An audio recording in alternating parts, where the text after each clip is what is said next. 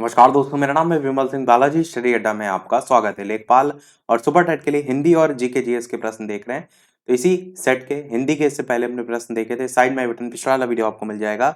आज हम देखेंगे जीके जीएस के प्रश्न। चलिए स्टार्ट करते हैं प्रश्न नंबर 51 से। प्रश्न आपका है, हर्षवर्धन की जो राजधानी है वो कहाँ थी? प्रयाग, थानेश्वर, नालंदा या फिर कन्नौज? तो बताइए इनमें से कौन सा जो है आपका सही होगा। आंसर की बात करते हैं इन चारों में से, तो हर्षवर्धन जो है इसकी राजधानी जो है वो आपकी कन्नौज थी। तो आपका ऑप्शन यहाँ पर जो है वो डी वाला जो है वो सही हो जाएगा। और इसकी राजधानी जो है इसने थानेश्वर से जो है वो स्थानांतरित की थी। तो पहले जो राजधानी थी वो जो है वो थानेश्वर हुआ करती थी, पर बाद में जो है वो कन्नौज जो है वो ट्रांसफर कर दी थी। तो अगर ऑप्शन में दोनों दिए जाएंगे तो कन्नौज के साथ जो है हम जाएंगे। और कन्नौज आपका आता कहाँ है? तो आपका उत्तर प्रदेश यानी कि यूपी में जो है वो आपका आता है।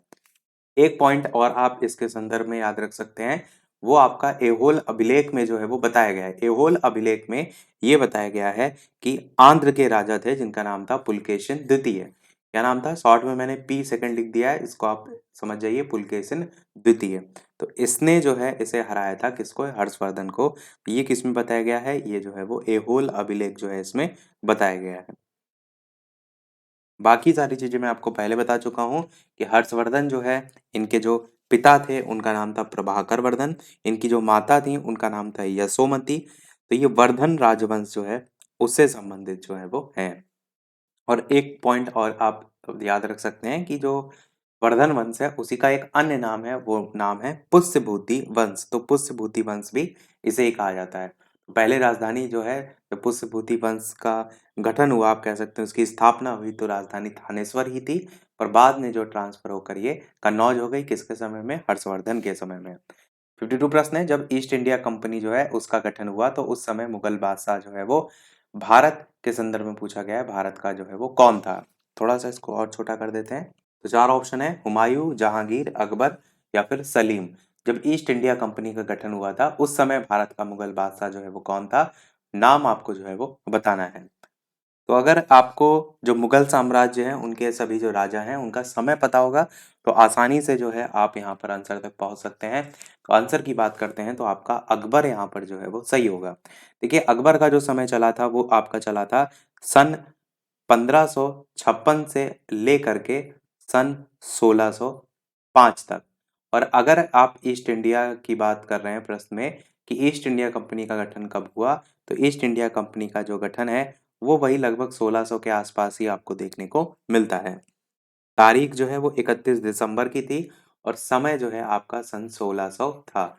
जब आप कहेंगे कि हस्ताक्षर हो गए थे या ईस्ट इंडिया कंपनी जो है उसको शाही चार्टर जो है उसके द्वारा शामिल कर लिया गया था, तो सन 1600 में जो है आपका ये आ गया था। और अगर आप अकबर का समय देखेंगे तो 1556 से 1605 था, जो कि इसी के अंतर्गत आ जाता है। तो आपका आंसर यहाँ पर अकबर जो है वो सही होगा कि जब ईस्ट इंडिया कंपनी का गठन हुआ तो उस समय भारत का मुगल बादशाह कौन था? तो अकबर जो है वो था।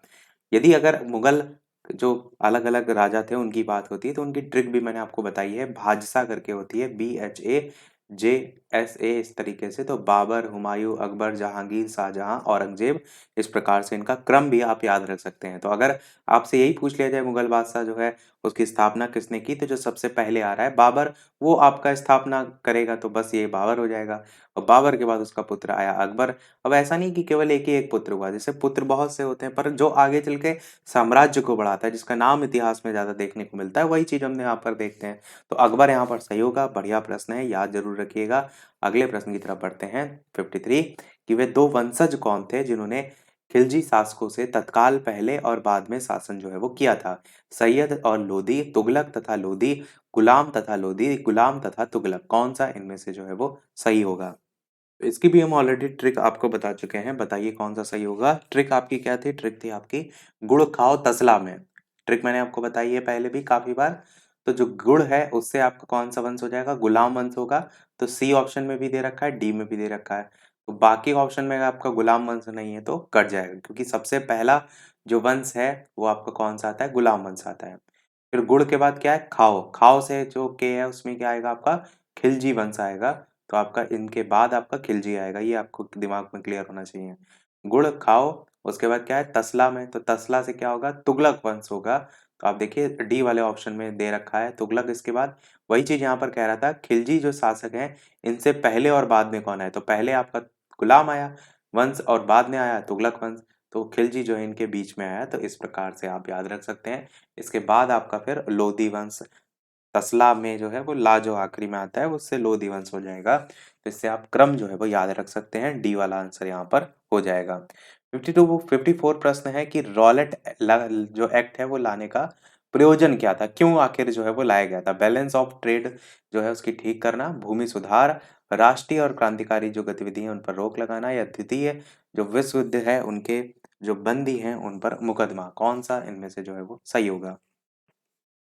तो आंसर की बात करते हैं। एक्चुअल में जैसे-जैसे समय बढ़ रहा था, तो जो क्रांतिकारी थे वो दबाव बना रहे थे और वो चाह रहे थे कि जो है हमें अपने मन की करने को मिले।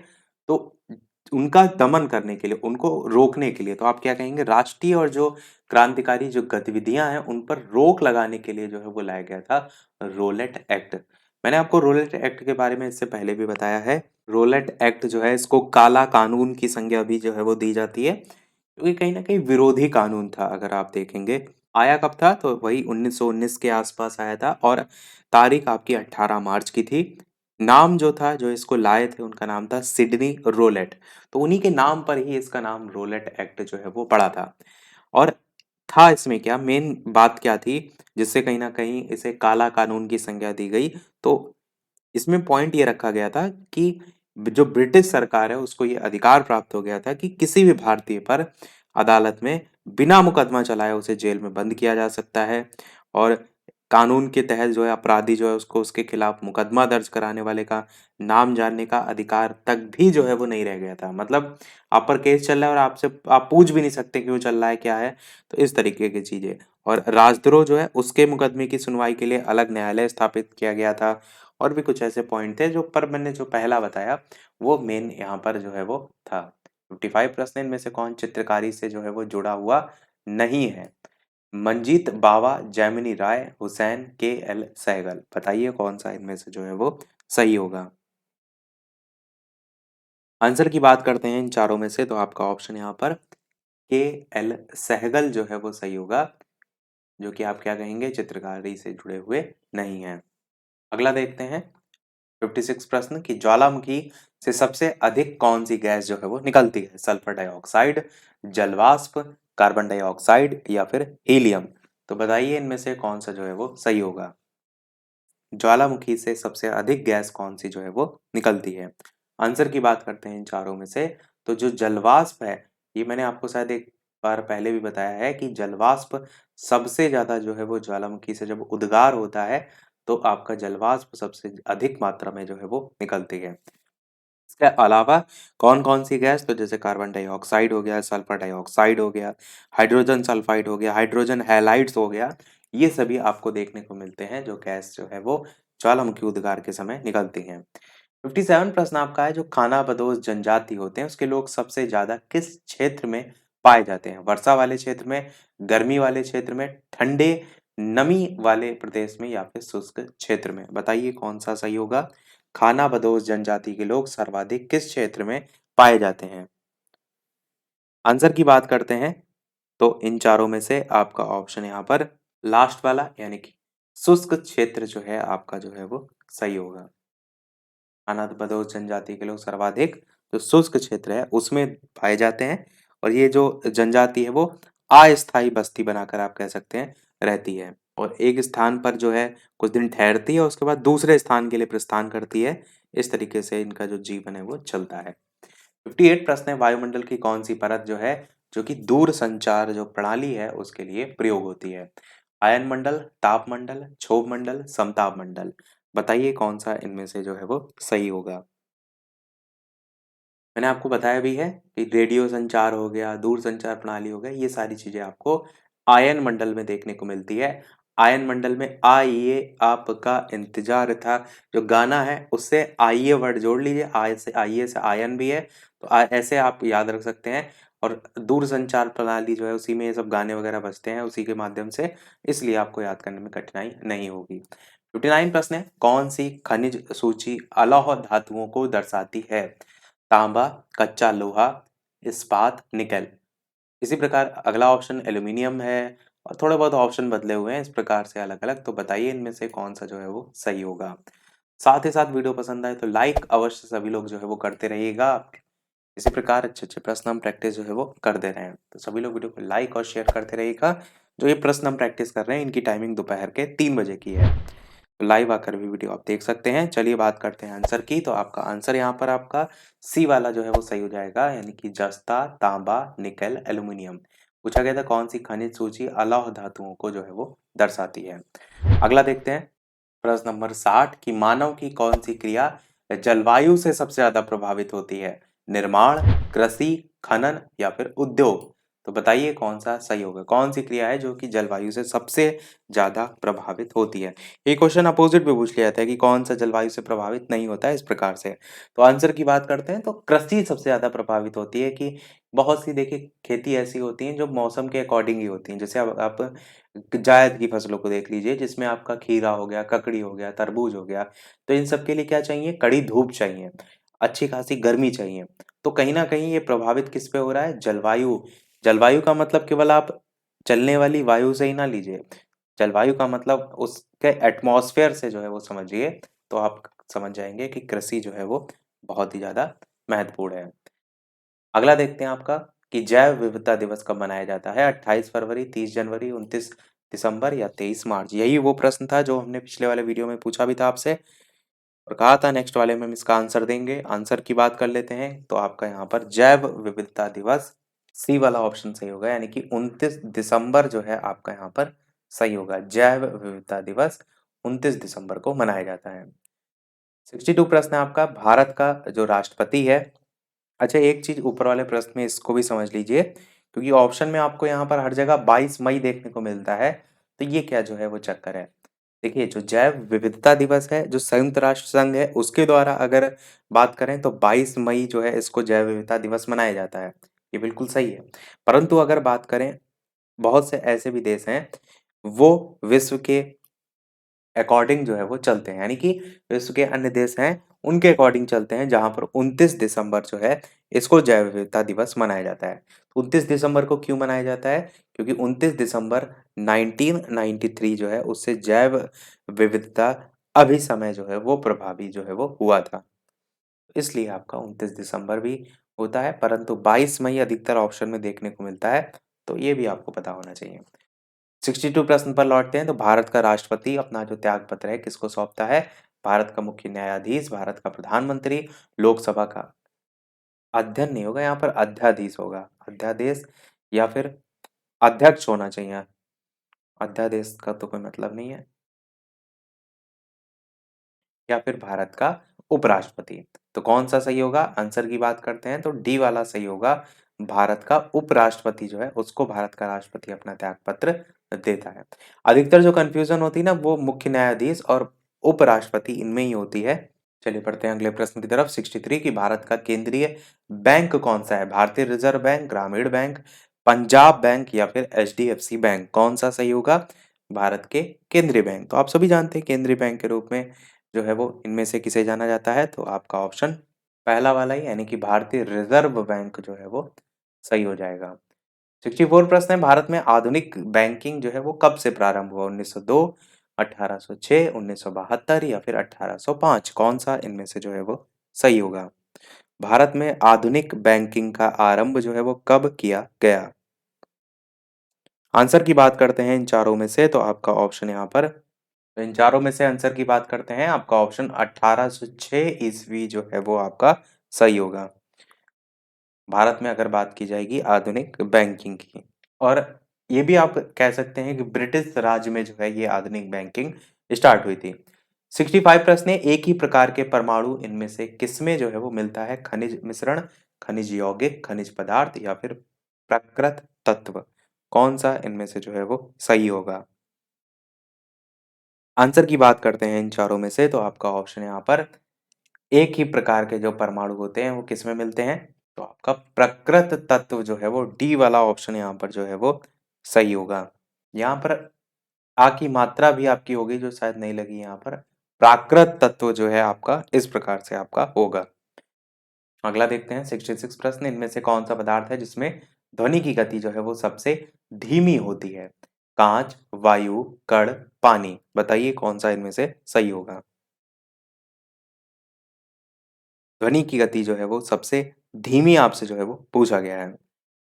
आंसर की बात करते हैं इन चारों में से, तो आपका ऑप्शन यहाँ पर मैंने आपको बताया कि जो ठोस होता है उसमें सबसे ज़्यादा होती है और द्रव में उससे कम और गैस में सबसे कम होती है, इस प्रकार से आपका चलता है। तो काँच तो बिल्कुल नहीं होगा, पानी आपका नहीं होगा क्योंकि वायु और कण ऑप्शन में दे रखा है। यहाँ पर कण को क्लियर किया नहीं गया है तो वायु के साथ हम जाते हैं क्योंकि गैसीय स्टेट में है, तो इसलिए हम बी वाले ऑप्शन के साथ जो है वो जा रहे हैं। अगला देखते हैं आपका 67 प्रश्न कि खाने का नमक NaCl ये जो है वो किससे बनता है? प्रबल अम्ल और दुर्बल क्षार से, प्रबल के बाद है दुर्बल अम्ल और दुर्बल क्षार से, या प्रबल अम्ल और दुर्बल क्षार से, या फिर दुर्बल अम्ल और प्रबल क्षार से। बताइए कौन सा इनमें से जो है वो सही होगा? आपको बताना है खाने का जो नमक है वो किससे जो है वो बनता है। आंसर की बात करते हैं इनमें से, तो आपका ऑप्शन, तो इन चारों में से आंसर आपका सी वाला यहाँ पर प्रबल अम्ल और दुर्बल क्षार जो है आपका सही होगा। अगला देखते हैं 68 प्रश्न की 5 जगत वर्गीकरण किसने जो है वो किया था? लीनियस, कोपलैंड, या फिर वेटकर, या फिर जैकल। बताइए इनमें से किसने जो है वो 5 जगत वर्गीकरण जो है वो किया था? आंसर की बात करते हैं इन चारों में से, तो आपका ऑप्शन यहाँ पर सी वाला विटकर जो है वो सही होगा। इन्होंने जो है वो 5 जगत वर्गीकरण जो है वो किया था और 1969 में जो है ये सुझाव जो है वो दिया था। अगला देखते हैं 69 प्रश्न, इनमें से किस पशु में गर्भकाल का जो समय होता है वो सबसे अधिक है? ऊंट, जिराफ, हाथी, गाय। बताइए कौन सा जो है वो इनमें से सही होगा? गर्भकाल का समय जो है वो जिसमें सबसे अधिक होता है। आंसर की बात कर लेते हैं इनमें से, तो आपका ऑप्शन यहाँ पर हाथी जो है वो सही होगा, जिसमें गर्भकाल का समय सबसे ज़्यादा होता है। व्हाइट लेयर शायद लगी हुई थी तो आंसर आपको नहीं दिख रहा होगा, अब शायद दिख रहा होगा। एक बार ऊपर वाले आंसर 2-4 हैं जो आपको दिखा देते हैं फिर से, कि गर्भकाल का समय पूछा गया था सबसे अधिक तो हाथी, 5 जगत वर्गीकरण जो है वो विटकर, खाने का नमक NaCl किससे बनता है? तो प्रबल अम्ल और दुर्बल क्षार से, और किस पदार्थ में ध्वनि की गति सबसे धीमी होती है? तो ये तो हमने देख ही लिया, वायु में। और एक ही प्रकार के जो परमाणु हैं, इनमें कौन सा होता है? तो प्राकृत तत्व होता है। आधुनिक बैंकिंग स्टार्ट हुई 1806 से। केंद्रीय बैंक कौन सा है? तो रिजर्व बैंक है। वैसे बाकी सारी चीजें आपने देखी होंगी। ये देख लिया था गर्भकाल का समय, तो इसका आंसर हाथी जो है वो सही होगा। अगला प्रश्न है आपका 70 कि एक पेन ड्राइव जो है वो है एक चुंबकीय द्वितीय भंडारण एकक, या फिर एक स्थिर द्वितीय भंडारण एकक, या फिर इनमें से कोई नहीं, या एक हटाए जाने वाले द्वितीय भंडारण एकक। आंसर की बात करते हैं तो आप क्या कहेंगे कि जो पेन ड्राइव होती है उसमें आप हटाए जाने वाली जो सामग्री है वो भरते हैं और द्वितीय या सेकेंडरी भंडारण एकक के रूप में जानते हैं। 71 प्रश्न है, इनमें से कौन सी एक यंत्र सामग्री नहीं है? माउस, प्रचालन तंत्र, कीबोर्ड, प्रिंटर। तो बताइए कौन सा जो है वो इनमें से सही होगा? आंसर की बात करते हैं तो नहीं पूछा गया है, इसलिए प्रचालन तंत्र आपका सही होगा, जो कि इसके अंतर्गत जो है वो नहीं आता है। बाकी माउस, कीबोर्ड, प्रिंटर ये सभी आ जाते हैं। 72 प्रश्न है आपका, इनमें से किस संगठन का मुख्यालय जेनेवा जो है उसमें नहीं है? आपसे पूछा गया है। विश्व व्यापार संगठन, विश्व मौसम विज्ञानी संगठन, खाद्य और कृषि संगठन, विश्व स्वास्थ्य संगठन। कौन सा इनमें से जो है वो सही होगा? आंसर की बात करते हैं इन चारों में से, तो जेनेवा में नहीं जो पूछा गया है वो आपका होगा खाद्य और कृषि संगठन। खाद्य और कृषि संगठन का जो मुख्यालय है वो कहाँ पर है? तो रोम इटली में है। इसको भी आप जो है वो याद रख सकते हैं। और प्रश्न में यही पूछा गया था कि किसका मुख्यालय जेनेवा जो है उसमें नहीं है। 73 प्रश्न आपका है कि भारत में अंतरिक्ष जो युग है उसमें प्रवेश किया एप्पल के प्रक्षेपण से, या फिर भास्कर जो है उससे प्रक्षेपण से। अंतरिक्ष युग में प्रवेश की बात की गई है, तो ये दोनों ऑप्शन आपके जो है वो बिल्कुल नहीं होंगे। अगला ऑप्शन है अग्नि के प्रक्षेपण से, और लास्ट कह रहा है आर्यभट्ट के प्रक्षेपण से। तो किससे अब प्रवेश हुए थे? बिल्कुल डी वाला आर्यभट्ट के प्रक्षेपण जो है आपका सही होगा। 74 प्रश्न है, निम्नलिखित में से आपको असत्य कथन जो है वो छांटना है। पहला कह रहा है पूर्व विदेश सचिव रंजन मथाई जो है उनको सुब्रमण्यम जो जयशंकर हैं उसके स्थान पर ब्रिटेन में भारत का उच्चायुक्त नियुक्त किया गया है। प्रश्न में असत्य यानी गलत ही आपको छांटना है, और तो यही वाला आपका बिल्कुल गलत है। और सेकंड, इसके बाद विश्व स्वर्ण परिषद जो है उसके संदर्भ में दिया गया है कि रैंडल ओलीफेंट को अपना जो नया अध्यक्ष है वो नियुक्त किया। भारत के प्रधानमंत्री पद के लिए उम्मीदवार की न्यूनतम आयु 25 वर्ष होनी चाहिए। बिहार राज्य में कोई समुद्री जो सीमा है या समुद्री तट जो है वो नहीं है। तो प्रश्न में असत्य पूछा गया था, तो ए वाला यहाँ पर जो है वो असत्य है, गलत आपका होगा। अगला और इस वीडियो का लास्ट प्रश्न देखते हैं, उसके बाद एक प्रश्न हम आपसे भी जो है वो पूछेंगे। जैसे कि सभी वीडियो में हम आपसे एक ना एक प्रश्न पूछते हैं। प्रश्न आपका है, इनमें से प्रथम विश्व कप फुटबॉल जीतने वाला देश कौन सा है? उरुग्वे, भारत, चीन, पाकिस्तान। तो आंसर की बात करते हैं इन चारों में से, तो आपका ऑप्शन यहाँ पर उरुग्वे जो है, ए वाला ऑप्शन जो है ये बिल्कुल सही होगा। उरुग्वे जो है इसने अर्जेंटीना को जो है वो हराया था और 4-2 गोल से जो है वो हराया था और विश्व कप जीतने वाला पहला राष्ट्र जो है ये बन गया था। तो आंसर आपका यहाँ पर उरुग्वे जो है वो सही होगा। अब वो प्रश्न, जैसे कि सभी वीडियो में हम आपसे एक ना एक प्रश्न पूछते हैं, इसके अलावा चैनल पर नए हो तो सब्सक्राइब करके अवश्य जुड़ जाइएगा और वीडियो पसंद आए तो लाइक, शेयर और सब्सक्राइब भी अवश्य जो है वो करते रहिएगा। तो इस वीडियो के आपका लिए प्रश्न है जिसका आंसर वीडियो के मेन कमेंट में आपको बताना है कि अनामिका किसका काव्य संग्रह है? महादेवी वर्मा, पंत, प्रसाद या निराले? अपना आंसर वीडियो के मेन कमेंट में टाइप करके बताइएगा। लाइव टाइमिंग दो है, दोपहर के 3 बजे और शाम के 8 बजे, तो लाइव आकर भी वीडियो आप देख सकते हैं, प्रश्नों की प्रैक्टिस कर सकते हैं। तो आज के लिए में इतना ही रखते हैं, फिर मिलते हैं अगले वीडियो में कुछ नए प्रश्नों के साथ, नए टॉपिक के साथ। तब तक के लिए नमस्कार, जय हिंद।